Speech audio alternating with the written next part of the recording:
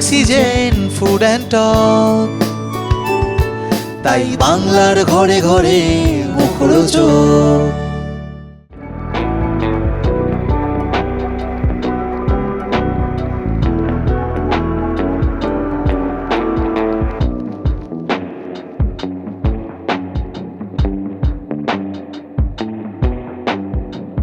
নবমদা, প্রথমে যেটা বলছি যে নির্বাচন কদিন ধরে একটা টালমাটাল চলছে যে কি হবে, আর আজকের জরুরি মিটিং বৈঠক ডাকা হয়েছিল, তুমিও এসছো, কি মনে হলো বা কি বলতে চাও একটু বলো। দেখুন, মিটিং তো সেটা তো একটা একদম আলাদা ব্যাপার, কিন্তু আমি হঠাৎ করে এই মিটিংয়ের মধ্যে একটা অদ্ভুতভাবে জড়িয়ে পড়ি। সেই জড়িয়ে পড়ার কারণটা আমি বলিনি, কারণ সেদিনকে আমাকে যেটা জিজ্ঞাসা করা হয়েছিল আমি ঘটনাটা পুরোটা বলি, সেটা জানাটা প্রত্যেকের জরুরি। পরশু দিন হঠাৎ 3:05-এর সময় আমার কাছে পিয়াদির একটা ফোন আসে এবং পিয়াদি আমাকে জিজ্ঞেস করেন প্রথমেই যে আমি কি তোর কাছ থেকে কিংবা তোর প্রডিউসারের কাছ থেকে কোনো টাকা চেয়েছি বা টাকা নিয়েছি। তো আমি মানে স্বভাবতই সর্বদা আমি সত্যি কথাটাই বলি। আমি বলেছি যে না। তখন হট করে যেটা হয়, আমার ফোনটা লাউডস্পিকারে দিয়ে দেওয়া হয় এবং বলা হয় যে সামনে প্রেস মিডিয়া রয়েছে, তুই বল। তো আমি বলি। এবার আমি জানি যে এমনি সিম্পল একজনের সাথে আমার পার্সোনাল ফোনে কথা হচ্ছে, সেই কথাটা একটা হয়তো প্রেসকে শোনাচ্ছেন। তো আমি সত্যি কথাটাই বলেছিলাম, যেটা এখনও বলবো আমি। এবার ঘটনাচক্রে আমি কিছুক্ষণ পরে দেখলাম সেই আমার যে ফোন কলটা সেটা ভিডিও করা হয়েছে এবং সেটা সব প্রেস অ্যান্ড মিডিয়ায় ছড়িয়ে গেছে উইথ আমার পার্সোনাল ফোন নাম্বার।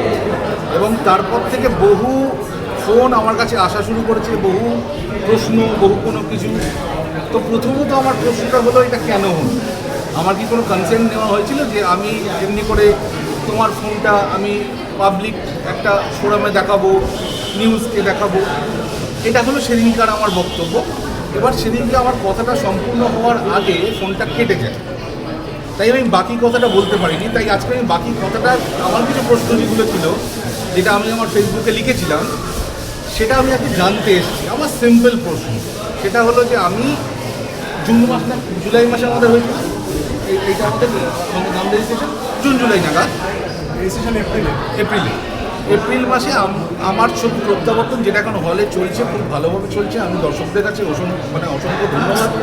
এপ্রিল মাসে আমার ছবি রেজিস্ট্রেশন হয় এবং রেজিস্ট্রেশন হওয়ার পর আমরা নামটা পেয়ে যাই প্রত্যাবর্তন, খুব ভালো। আমি একটা বড় কাস্টিংয়ে আমার নতুন প্রডিউসার, সে প্রায় অনেক কটা টাকা সে লগ্নি করেছে এবং সে কিন্তু এখানে ব্যবসা করতেই এসছেন। মানে যেখানে বাংলা ইন্ডাস্ট্রিতে বলা হয় যে প্রডিউসার আসছে না, সেখানে আমার মতো একজন মানুষ, সে কিন্তু একজন নতুন প্রডিউসারকে ইন্ট্রোডিউস করছে, যার থেকে আমার ধারণা ইন্ডাস্ট্রি তথা আরও অনেকেরই অনেক সুবিধা হবে যদি একটা লগ্নি আসে। তো আমার সেই নামে রেজিস্ট্রেশন হয়, আমি শুটিং করি এবং শুটিং করার পর যখন জানুয়ারি মাসে আমি হঠাৎ করে একটা জায়গায় ঘুরতে গিয়ে আমি একটা রিপোর্ট পাই, একটা ছবি দেখি ফেসবুকে, যে প্রত্যাবর্তন নামে আরেকটা ছবি হলে চলছে। আমি না চমকে যাই ব্যাপারটা। আমি আমার প্রডিউসারকে ফোন করি, প্রডিউসারকে ফোন করার পর আমাদের ডিস্ট্রিবিউটার ছিল শতদীপকে ফোন করি, SSR। তো শতদীপ বলে তুমি ইম্পার সাথে কথা বলো। এবার তখন আমার প্রডিউসার এবং আমরা ইম্পার সাথে কথা বলি। ইম্পা বলে যে এটা সম্বন্ধে আমরা কিছু জানি না, হ্যাঁ তোমাদের পরে এসছিল, কিন্তু আমরা নাকি ওটার কোনো রেজিস্ট্রেশন দিইনি, তো ওটা অন্য কোনো জায়গা থেকে হয়তো রেজিস্টার করানো হয়েছে। তো আমরা বলি এবার আমাদের করণীয় কী? এবার আমার প্রডিউসার যে এত বড় টাকা খরচা করে তার কপিরাইটটা সামলানোর জন্য ইম্পায় রেজিস্ট্রেশন করেছেন, ইম্পার একজন মেম্বার হয়েছেন, এবার তিনি কি করবেন? তো তখন আমাদের বলা হয় যে এই ছবি ডিস্ট্রিবিউট করছেন পঙ্কজ লাডিয়া, PVR আইনক্সে, তার সাথে কথা বলে। তো আমার প্রডিউসার তার সাথে কথা বলে এবং তিনি বলেন যে আপনি চিঠি করুন ইম্পাকে, ইম্পা যদি সেক্ষেত্রে আমাকে এমন কোনো চিঠি দেয় যে এই ছবিটা চলতে দেওয়া যাবে না, কারণ এটা ইম্পার সার্টিফিকেশন নেই, রেজিস্ট্রেশন নেই, তাহলে আমরা এটা নামিয়ে দেব। এবং আমার প্রডিউসার তখন ইম্পাকে ফোন করে, ইম্পাকে চিঠি দেয়, বাট ইম্পা তখন বলেন যে এইটা নিয়ে আপনি কোর্টে যান। এবার একজন ছবি বানাতে আসা নতুন প্রযোজক এবং আমি একজন নতুন পরিচালক, আমরা কি ছবি বানাবো না আমরা মামলা মোকদ্দমা করবো? এটা হলো সবথেকে বড় একটা প্রশ্ন। আর যদি মামলা মোকদ্দমাই আমাদের করতে হয়, তাহলে ইম্পার প্রতি ভরসা রেখে যে আমি আমার নতুন প্রডিউসারকে আনলাম, কিংবা আমার মতো আরও বহু যারা নতুন নতুন ডিরেক্টর যারা এতদিন ধরে স্ট্রাগল করছে, তারা যারা আনলেন, তারা কি ভরসায় আনলেন?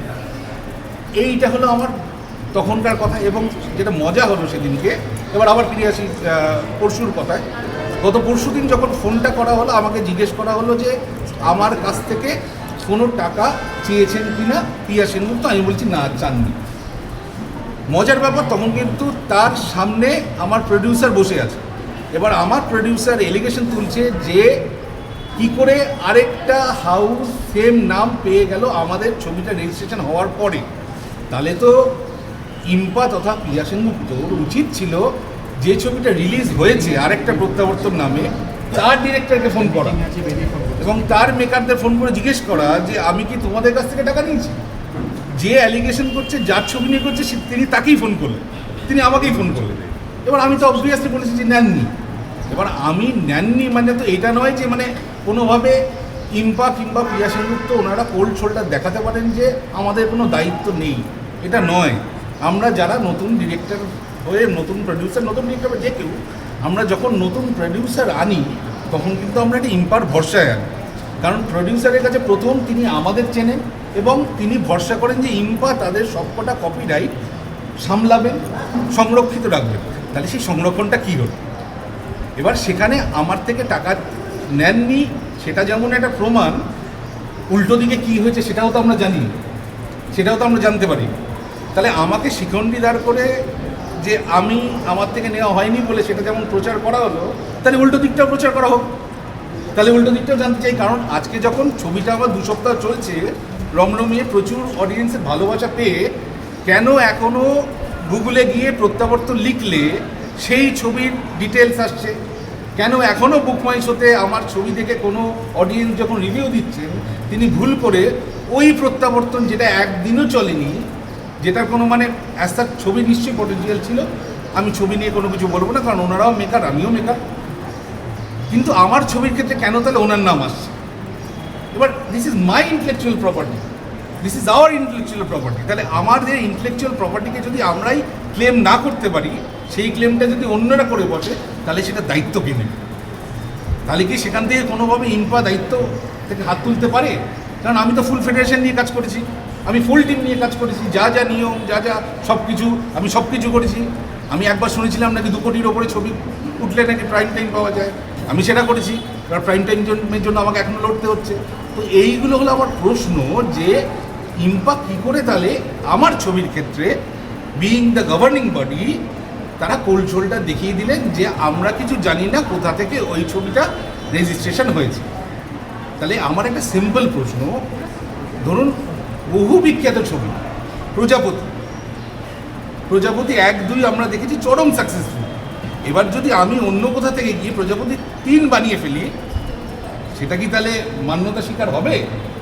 নিশ্চয়ই হবে না, আর সেটা কাম্য না। আমরা বুদ্ধিজনক যারা মানুষ তারা সেটা করবো না। তাহলে এইগুলোর দায়িত্বগুলো তো নিতে হবে, এইগুলোর দায়িত্ব নেওয়া হয়নি কেন?